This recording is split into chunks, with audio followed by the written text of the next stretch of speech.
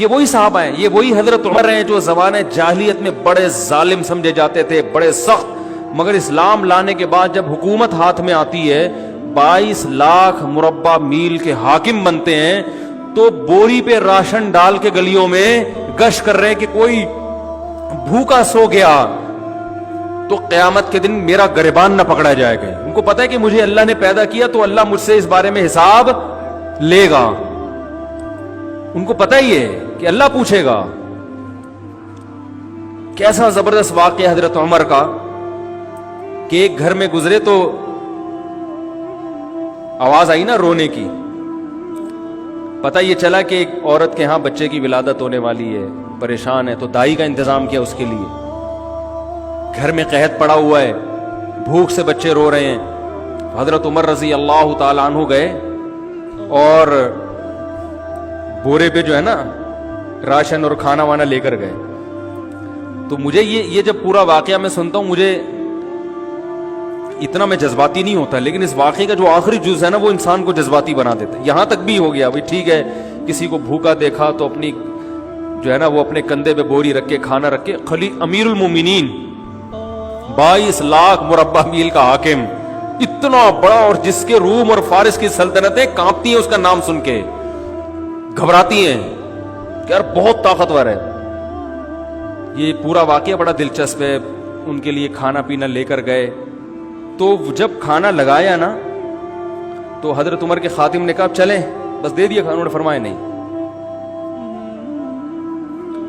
کیسا اللہ نے دل بنایا نا. انہوں نے, حضرت عمر نے فرمایا میں نے ان کو بھوک سے روتے ہوئے دیکھا ہے, اب میں ان کو کھانا کھاتے ہوئے بھی دیکھنا چاہتا ہوں. کچھ کھانے, حالانکہ خود تھوڑی کھا رہے ہیں وہاں کھڑے ہو کر, کھاتا ہوا دیکھنا چاہتا ہوں. خوش ہو رہے ہیں غریب کو کھاتا ہوا دیکھ کر. کیسے سخت دل تھے, اور اللہ نے کیسا نرم دل بنا دی. بھائی کھانا پہنچا دیا نا بس اب چلیں. نا نا نا نا بھائی, کھانا پہنچا کے کیسے چلے جائیں, اب ان کو کھاتا ہوا تھوڑی دیر, کچھ دیر کھاتا ہوا دیکھ کے خوش تو ہونے دو. حضرت عمر کو کھانا کھانے سے اتنی خوشی نہیں ہوتی جتنا ان کو کھاتے ہوئے دیکھ کر خوش ہو رہے ہیں. تو یہ کوئی پاور تھی, کوئی کیا نبی صلی اللہ علیہ وسلم نے حضرت عمر کے سر پہ تلوار رکھ کے یہ سکھایا تھا ان کو کہ تم ایسے حکومت کرنا ہے, یا کوئی اس وقت اقوام متحدہ بنی ہوئی تھی کہ جو ممالک اپنی رعایا کا خیال نہیں کر رہے تو اقوام عدالت میں یا بین الاقوامی عدالت میں ان کے خلاف کیس ہو جائے گا, کوئی تھا ایسا؟ یا حضرت عمر کو یہ ڈر تھا کہ اگر میں نے ایسا نہیں کیا تو رعایا میرے خلاف کھڑی ہو جائے گی؟ وہ تو ایسی پاورفل حکومت, کوئی بغاوت کا دور دور تک بھی خطرہ نہیں تھا. اللہ کا خوف, اللہ کا خوف کہ جس خدا نے مجھے حکومت دی ہے, اَيَحْسَبُ الْإِنسَانُ أَن يُتْرَكَ سُدًى, اللہ نے قرآن میں کہہ دیا ہے کہ تم یہ مت سمجھو کہ بیکار چھوڑ دیے جاؤ گے.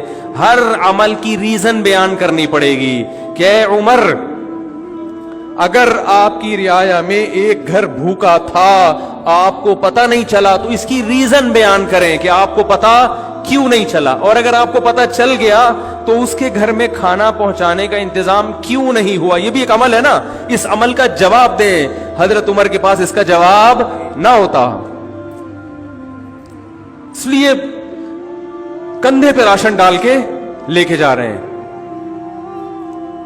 آپ حکمرانوں کو برا بلا کہتے رہو, یہ ایسے یہ ویسے, یہ یوں یہ یوں, تو بھائی وہ بھی اور ہم سب ایک ہی جیسے ہیں. ہم کون سا اپنی ذمہ داری پوری کر رہے ہیں؟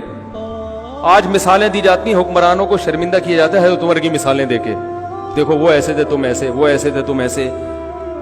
ٹھیک ہے, جب آپ کو کسی حاکم سے ملاقات کا موقع ملے تو آپ شرمندہ کریں, لیکن ہم اپنے گریبان میں بھی تو جھانک کے دیکھیں. صبح سے لے کے رات تک, رات سے لے کے صبح تک, کیا ہمارا ہر عمل ایسا ہے کہ ہم اس کی اللہ ہم سے وجہ پوچھے تو ہم وجہ بیان کر سکیں کہ اللہ اس وجہ سے میں نے ایسا کیا ہے؟